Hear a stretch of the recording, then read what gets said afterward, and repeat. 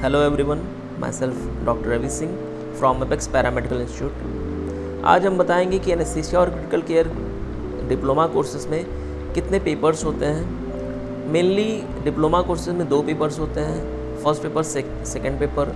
First paper में mainly जो पढ़ाया जाता है वो आपको normal anatomy, physiology, pharmacology, pathology और माइक्रोबायोलॉजी, ये सारी चीज़ें पढ़ाई जाती हैं।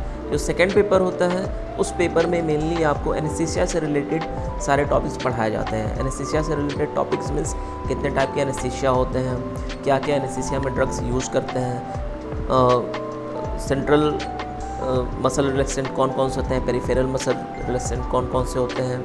इसके अलावा जो भी ड्रग्स यूज़ किए जाते हैं एनेस्थीसिया में वो सारी चीज़ें की पढ़ाई की जाती है। इसके साथ एनेस्थीसिया मशीन को कैसे ऑपरेट करना है। एनेस्थीसिया के साथ आपका दूसरा जो इन्वॉल्व होता है वो होता है क्रिटिकल केयर। क्रिटिकल केयर में 2 इंपॉर्टेंट चीज़ें रहती हैं, जैसे एक ECG और डिफिब्रिलेटर का यूज़ करना।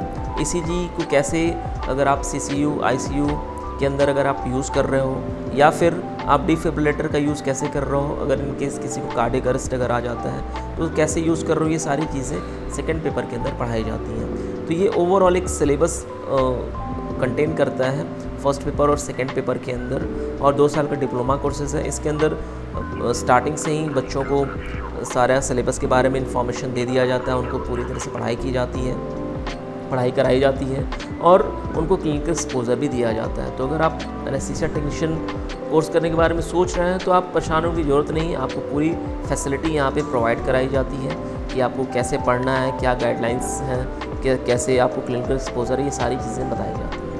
Thank you so much.